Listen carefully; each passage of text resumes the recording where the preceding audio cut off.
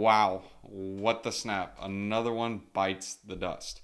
So if you guys have been living under a rock or didn't see what happened this week, crazy week so far. I was going to put out some other content, but I thought this would be more predominant. And, some people may have not realized that FTX basically went bust. Before we get into the details of this video, the very first thing I want to say is this.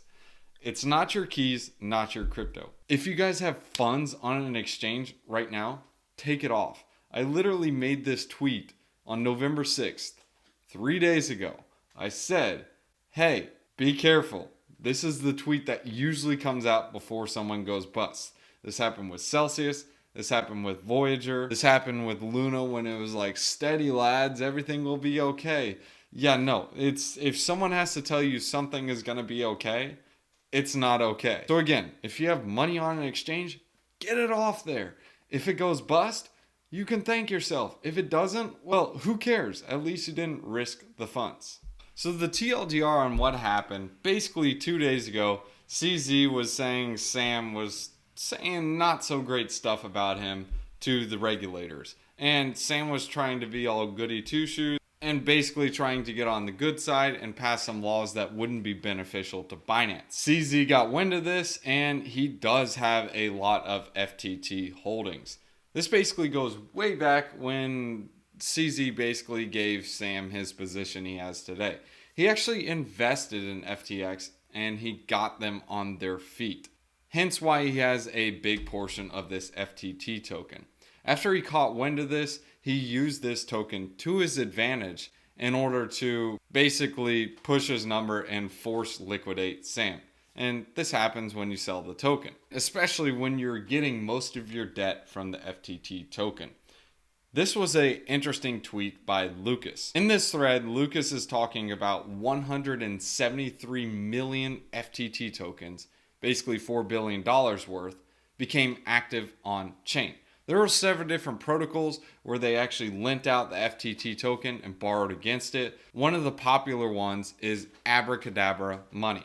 Basically, you can lend out some collateral and you can borrow stablecoins against it. Once you borrow these stablecoins, you can basically use them like dollars or any other asset in the crypto space. So you can lever up and speculate. So basically what we're getting at so far was that Sam was painting a bad picture of CZ to the regulators, which wouldn't be beneficial to his company.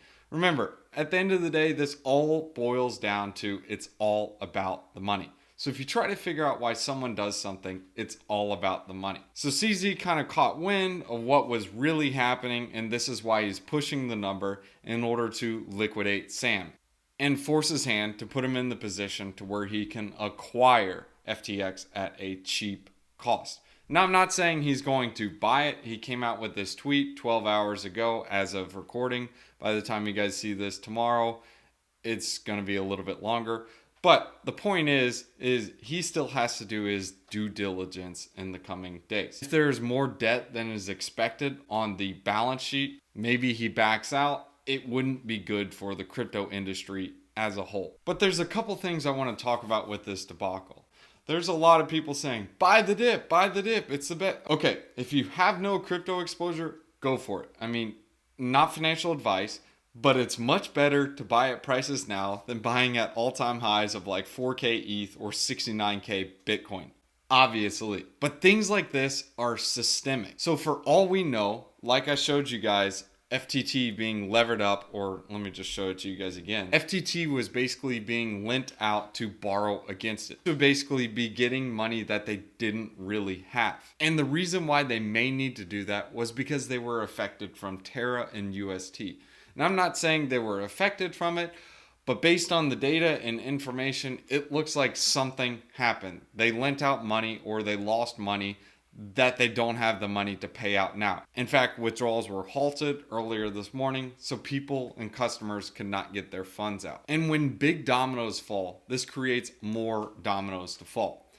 So if you remember, we had Luna, which created Three Arrows Capital. It's also made Voyager fall, Celsius fall, now FTX falls. I'm not saying there's going to be others that fall, but the predominant traders and users of the FTX platform were small businesses as well as institutions. So now if these institutions or small businesses get wrecked, this also has a trickle down effect. Let me give you an example of how this would look in TradeFi. First, Apple, like the company. This is literally just an example. Apple has a slowdown in sales. The second thing that happens, they're going to order less chips from the chip manufacturing company.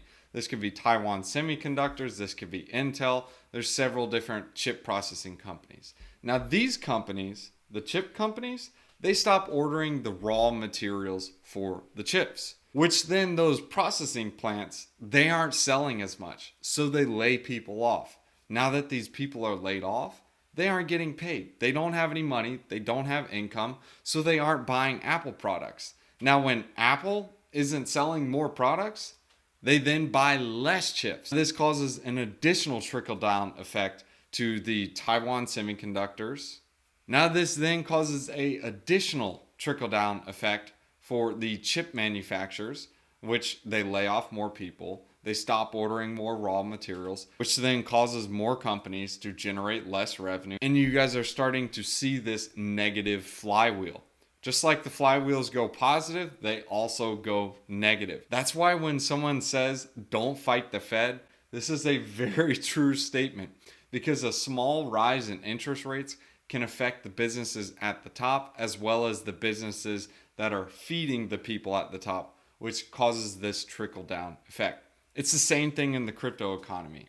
I'm not saying anything else is going to go bust, but what I'm saying, there's a lot of dust that needs to settle. Anyways, guys, I'm not going to harp on this anymore. Be safe, be careful. I'll be making some more content around strategies, different DeFi protocols, etc. Thanks for tuning in, guys. Hope you guys enjoyed the video. Tell me what you guys think of this whole FTX debacle. Now I want to hit you guys with this wisdom one-liner. Luke 14:28. For which one of you, when he wants to build a tower, does not first sit down and calculate the cost to see if he has enough to complete it? This is so true. This even goes with like leverage, lending out, etc. This kind of relates pretty well with what's going on right now. Anyways, guys, thanks for tuning in. Get you guys' funds off of an exchange. Be safe, be good. We'll see you guys in the next one.